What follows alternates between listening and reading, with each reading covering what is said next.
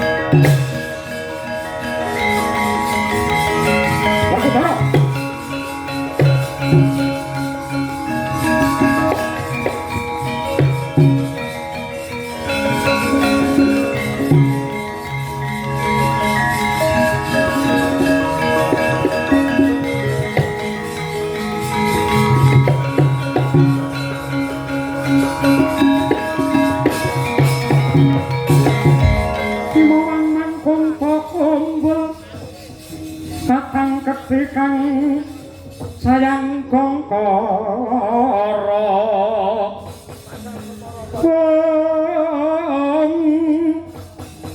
gatani ramut bat mabit mulat bangkaling ngahlinguk mangwuh sumbar minto lawan Warkudara. Opo? Kowe iki ngopo? Apa kurang marem anggenmu perang Bratayuda biyen? Ndak salah Gada Rujak Polo nduk sabet-sabetake ana ning watu karang. Sing nduk karepake piye? Wong wani kuwi mergo duwe piranti. Wong kendel kuwi mergo duwe piandel. Ya mergo aku duwe Gada Rujak Polo iki sing dadi sebab aku tegel mecah sirahe wong pirang-pirang. Bratayuda iki wis rampung. Aku wis wegah nyawang Gada Rujak Polo mula bakal lebur dina iki.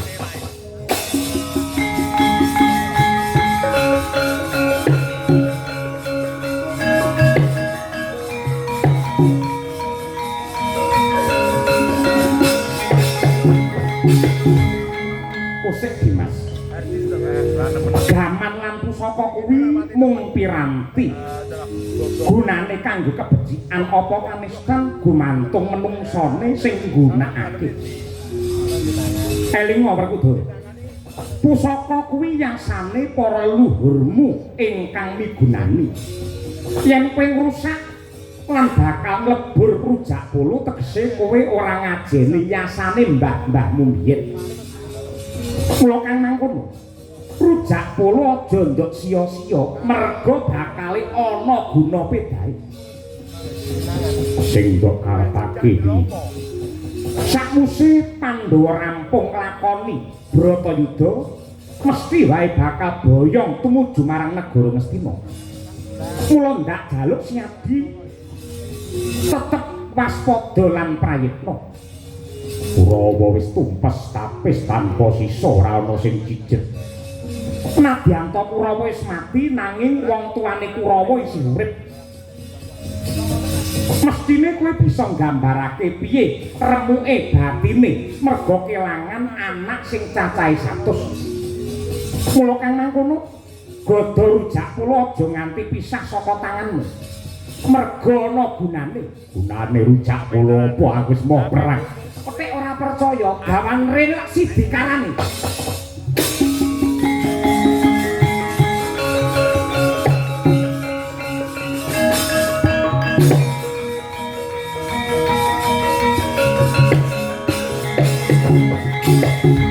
Tingkem netra kekalih Nata Agung Ndrawati Sri Bathara Kresna ngeningake Kang Pancandriya nyambung rasa kaliyan Gusti ingkang Maha Tresna. Mangkono Gya pinandeng wujude Gada Rujak Polo. Ilang wujude pusaka. Jelek pawongan jebles Sang Bratasena.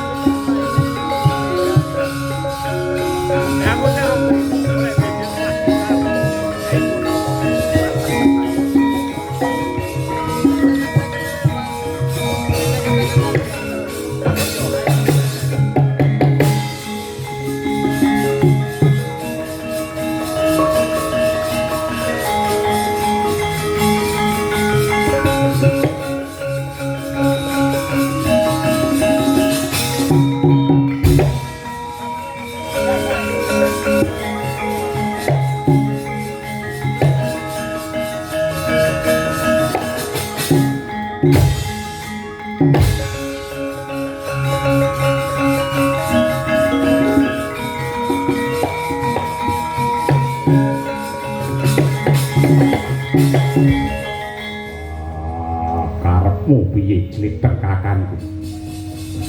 Gada Rujak Polo ndok sihir malah memper jebles karo aku malah kono malah luwih gedhe. Yen nganti engko mulih ning Pringgondani ngeloni Arimbi njur piye? Iki ora iso guneman, iki ora iso obah. Patung lah. Apa patung lah? Jur diabrak apa? Gendongen gawa ning Astina. Yen mengko awakmu Dastarata kepengin ngrangkul kowe, iki sing kok ulungake. Sebab rasa sebab akeh mangkat.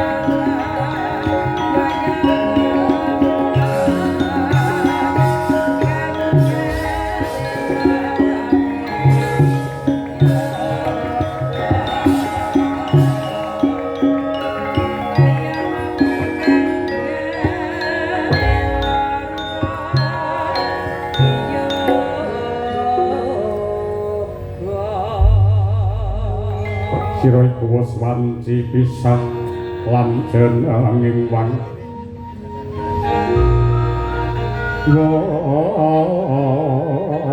kulineng arti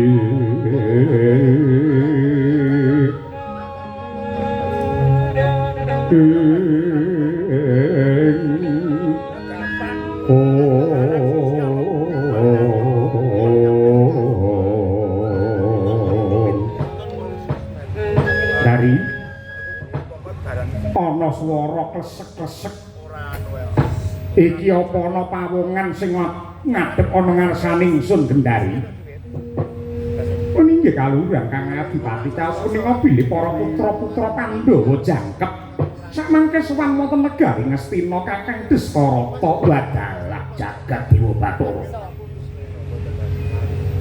anak-anakku Pandhawa sing sowan inggih kawula nuwun sewu Dastarata sembah pangabekti kula mawang tuwa kunjuk sapa iki meninggih kula pun Puntadewa ndak tampa gawe bawing rasa pangestu kumuragake tampanana meninggih Gurawala manggen kula mundi boten langkung kula pun Arjuna ugi ngaturaken sembah pangabekti ya kanan jaya ndak tampa diprayogake anggen mulungguh inggih ngaturaken panuwun basaku maragake tampanana Dastarata bapakku Werkudara nitik swarane sing gembleger kaya ngono iya ndak tampa pangestuku tampanana Bratasena ndak pundi ndak gegem pangan loro awor aji jaya kawijayan mimbuana kasantosan pun pangapunten Adipati Dastarata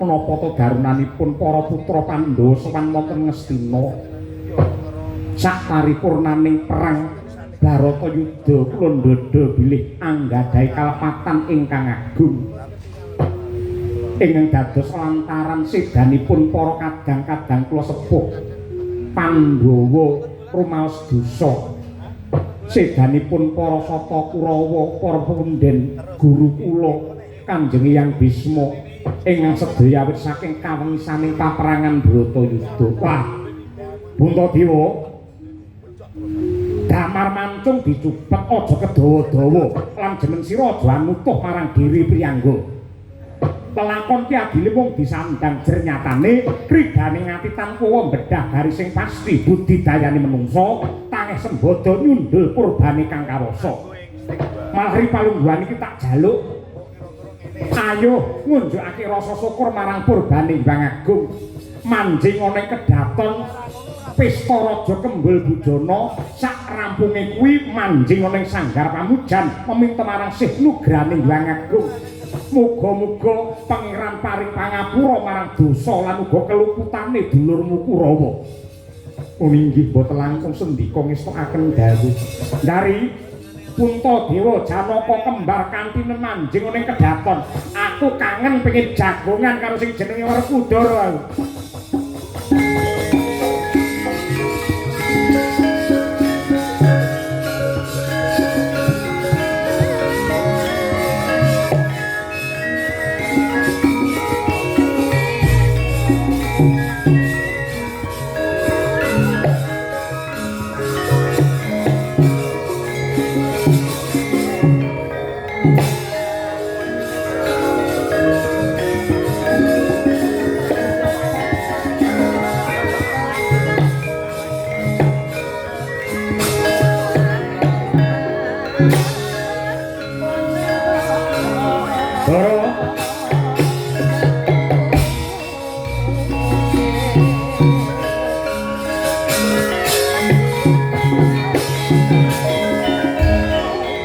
sing kondange wong gagah wong pideksa Bratasena opo kabare Dursasana kakangmu sing mateni kowe pancen dasar para nyata Dursasana ngunduh ing Pandhawi biyen wani Daksya lawan Mbakyu Kudrupati larak dijambak rambute nalika sesukan dadu wis sak trepe lamun Dursasana nampa karma kaya mangkono Duryudana anakku mbarep jare ya nduk pateni. Ya, mbuh mati mbuh urip ngagak-agak sekarat tak tindhi watu gedhe ana tengah alas. Aja nduk tangisi nduk ketuni. Ora pancen bocah yen megah nampa wong arah nampik marang pitutur becik entek-entekane ya kaya anak-anakku Kurawa. Gandeng ripalungguhan iki anakku wis gusis ora ana sing sisa. Kowe gelem dadi anakku ya Werkudara. Saka gedene rasa kangenku karo si Duryudana. Kowe gelem dadi gantine Duryudana. Kowe gage maju lungguhmu rene. Aku pengen ngrangkul boyokmu Werkudara.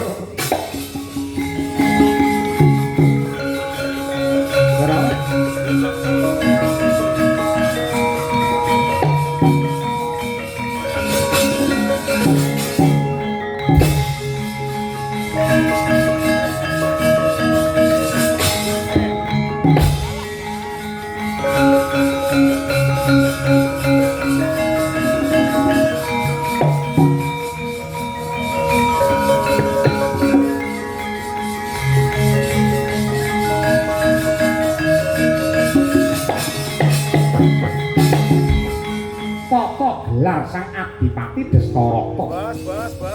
Sarsangsa rasa tresna dumateng sang Werkudara. Pramila sigra ngrangkul. Datan gaita lamun teng den rangkul yektine dumadi saka gada rujak puling kang blegere jebles Arya Sena. Mangkono epek-epeke sang Dastarata murung abang makantar-kantar. Yektine aji lebur geni ingkang makarti. Den sebul mawa donga gada rujak kula ambyar dadi lebu.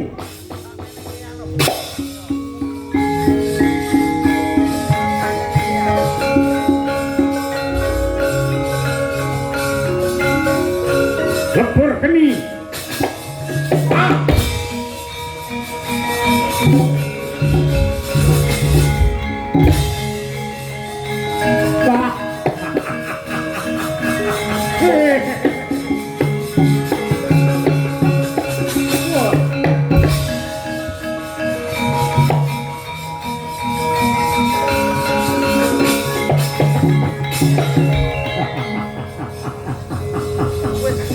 mutar derajat apa ngendel-ngendelke parandene kaya ngono gawe giris gawe geter ana Bratayuda ketiban ajiku lebur geni ambyar dadi awi Werkudara mutar Pandhawa liyane mung kari ningkes aku isih urip lho.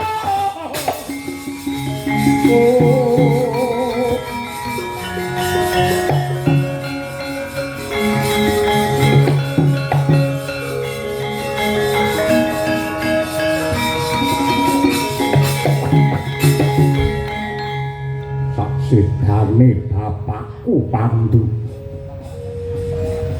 Kowe sing tak anggep dadi wong tuwa. Ning yo kene kowe dadi wong tuwa ora kena dipundi-pundi, ora kena diajeni Dastarata. Bratayuda wis rampung, anakku Kurawa wis ngunduh tandurane. Ning sebabe apa kowe isih nandur rasa serik karo aku, nandur rasa gething karo Pandhawa. Aku sejatine welas mesake nyawang panjenenganmu ingkang cacat netra. Ning emane sing wuta ora mung mripatmu ning batinmu melu picek.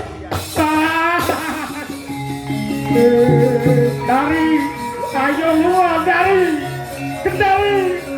Ayo lunga, aku hirayat.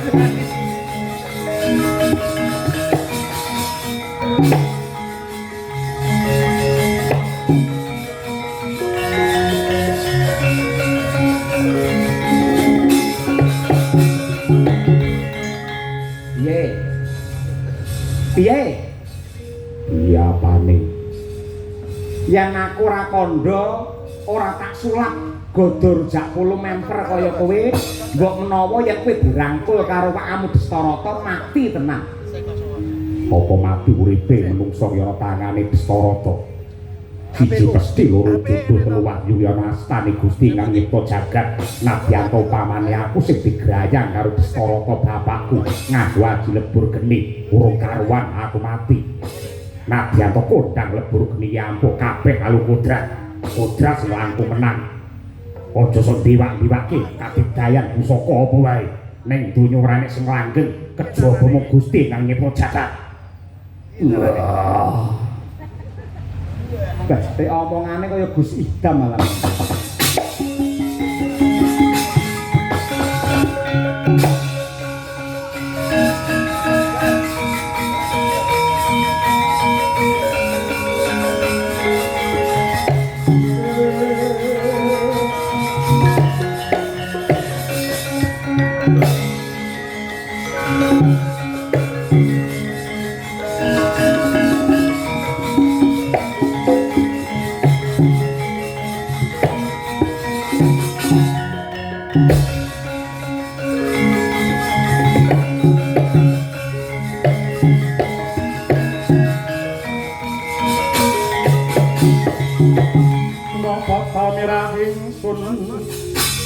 Prihatin Mas Pogong ijil tuhu tahatan po aryo kebangetan lakonku Gendari aku kewirangan geden kowe iki tulungane sing mripatmu awas parandene ora ngelekake aku kowe ora ngandani aku lamun to iki mau jebul sing tak rangkul godho rujak puluh kowe iki jane piye apa pancen ngarepake supaya aku enggak kewirangan yen aku mikir abot kemlurusen aku ndang modarmu piye penyengkake karo pati bojone modele kaya ngono bojo piye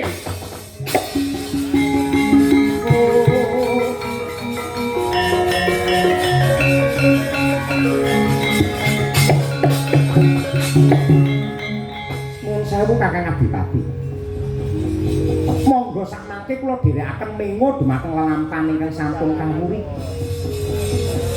Nalika kula dipun boyong dening Prabu Pandhu dhateng negari Ngastina mriki ingkang kula esti ingkang kula epi-epi mboten wonten sanes kejawi namung dinarwa dening Raden Pandhu. Ternyata kados pundi mbah kula dumugi wonten negari Ngastina parandene malah dipun palakramaken kaliyan rakanipun Prabu Pandhu ingkang nyatanipun boten anggadhahi kalenggahan tur dasaripun Caca Netra ing atase piyai cacat kaya ngono parandene rinawi ngeneni bojo nguring-uring karo bojo nang goleki teng donya apa ana wong wadon sing setya karo bojo kaya kula niku parandene jenengan mung getaki dumateng kula dukani dumateng kula mongko wong lanang iki bakal kajen lamun to telung perkara kecekel. Wirya harta wasis. Wirya iki wong tuwa pikun dudu. Wirya niku kalungguhan. Harta niku tegese brana picis. Wasis niku kepinteran. Ing telung perkara ing atasipun kalungguhan, kepinteran. Brana picis jenengan babar pisan mboten duwe. Lajeng pedahipun menapa kula ndherekaken paduka suwita wonten ngarsa paduka. Lunga sak paran-paran glewet dhewe-dhewe ngono. Dari Gendari.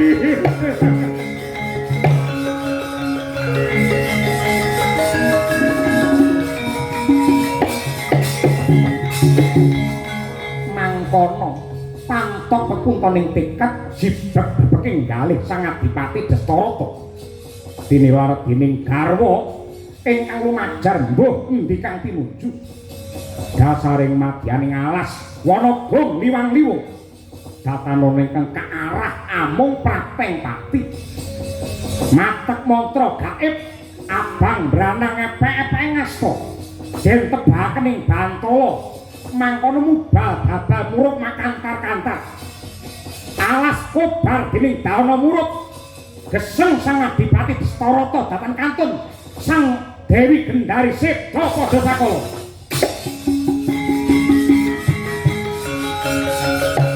lebur kening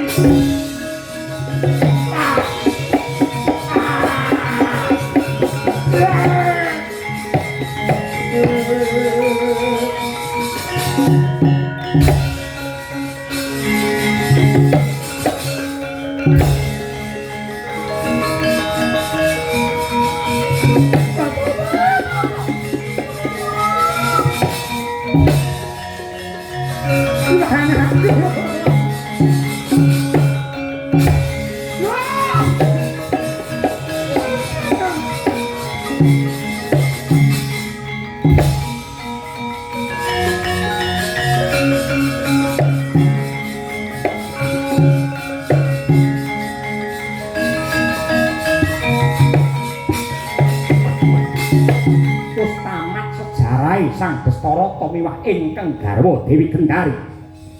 Ora kaya Raden Dananjaya ingkang manjing jroning taman Ngastina, taman Kadilengleng.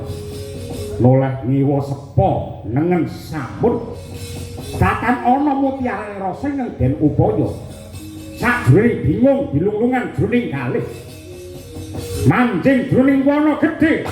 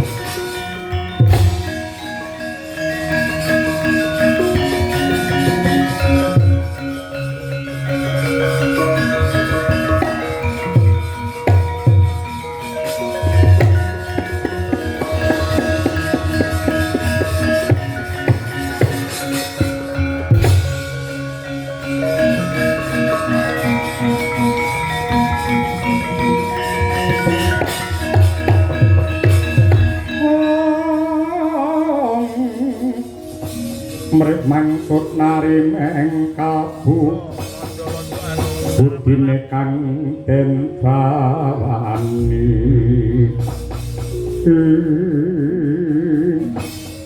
dika niku badhe tindak pundi kula tingali sak sampunipun manjing wonten kedaton Kadilengleng Astina jenengan kaya wong bingung kaya goleki ning boten ketemu lajeng gebas bablas manjing wana. Sampeyan mesti goleki randane Duryudana nggih mboten?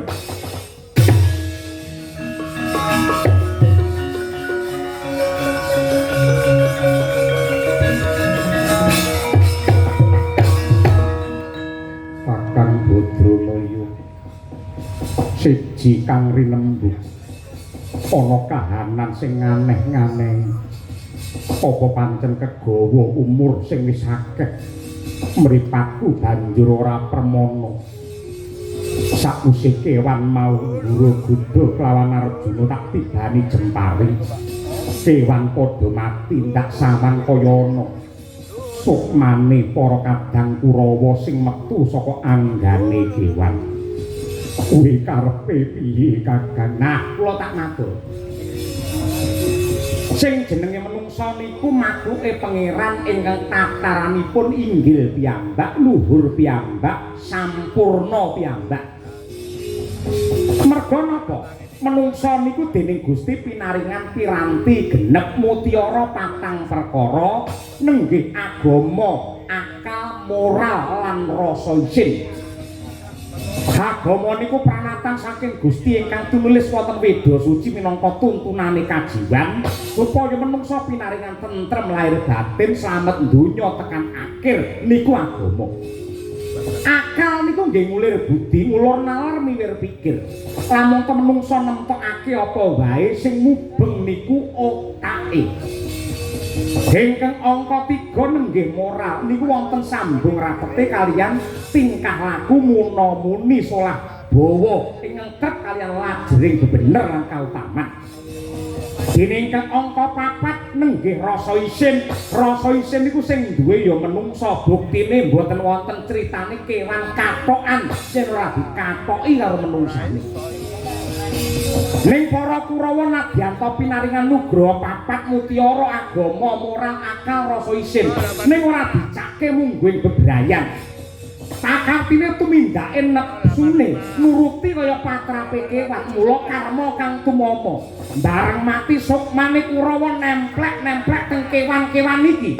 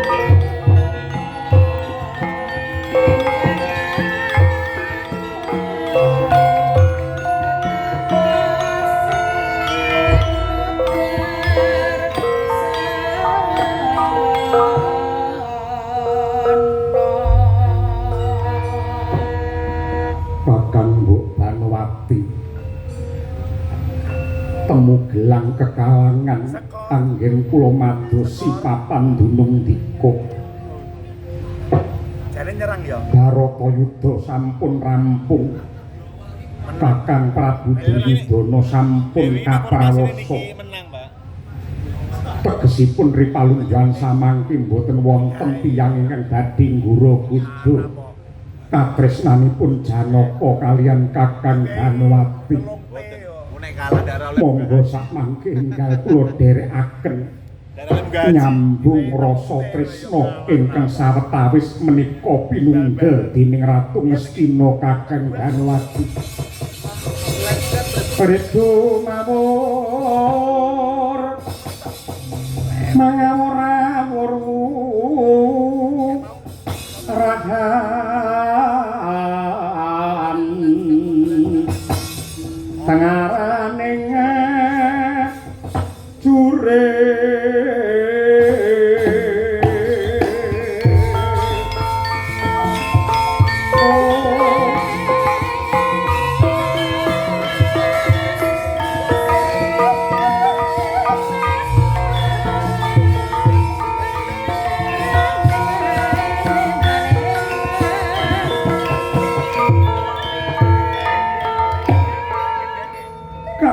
wong bagus Dimas Arjuna.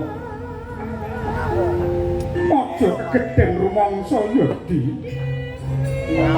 Yo nadyan bener kang dadi kandhamu biyen nalika isih padha legan.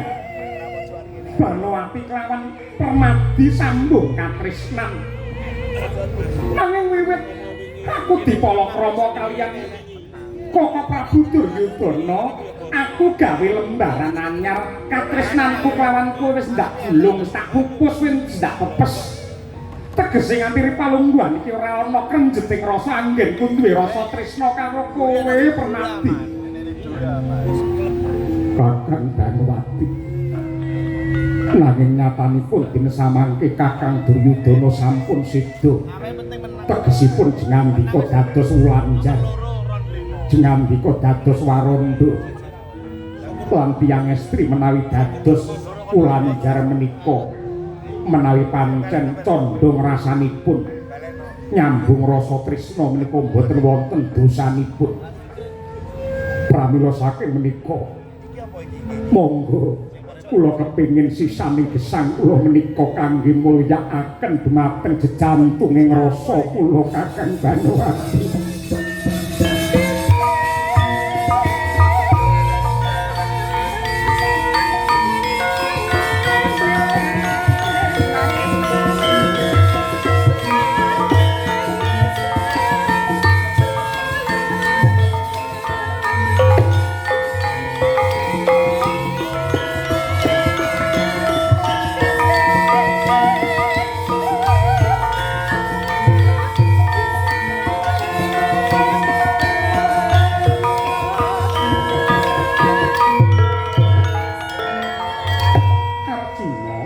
Kandhani Yadi.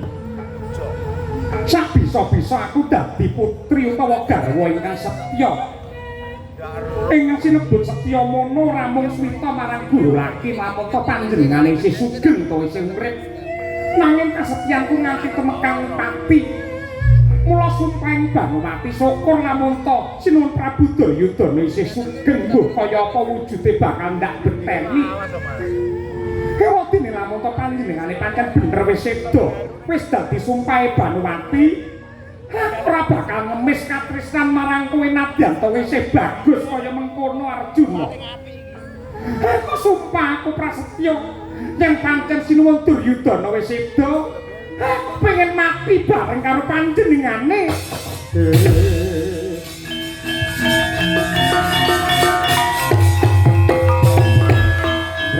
Jagat sumpahing Sang Banowati nalika semana kaya anggugah dumateng Narendra Ngastina ingkang sekarat wonten tengahing alas Sri Duryudana. Yaktining datos datan trima lamun to ingkang garwa den renggut dening Sang Arjuna. Mangkono Sri Duryudana mangap tutuke metu angin ingkang anggulung dumateng Sang Banowati. Sinerot manjing anggane Sang Duryudana.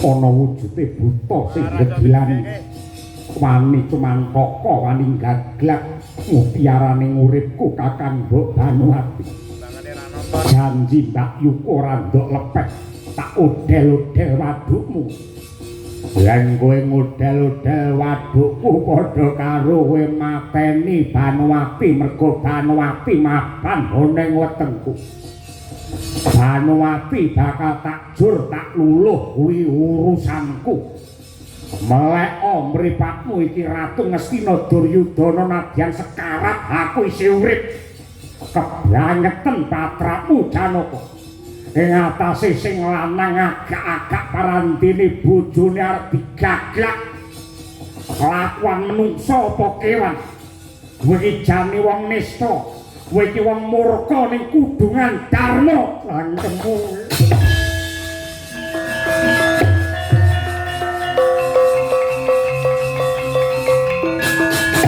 ayo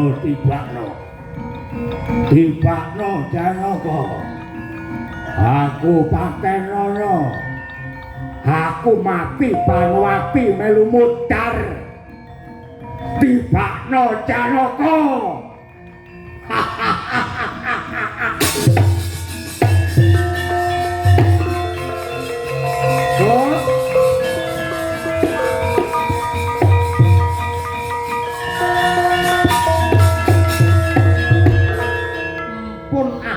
pun jenengan iki anake pirang-pirang putune gembrayang angger krungu tembung Banuwati ku malah sari cek mbebeki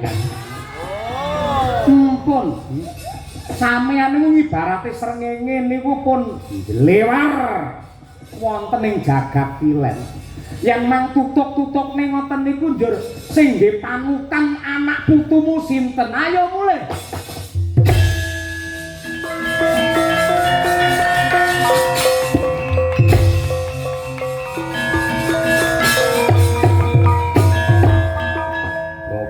tekno kuping nganti kapan wae Duryudana ora bakal mati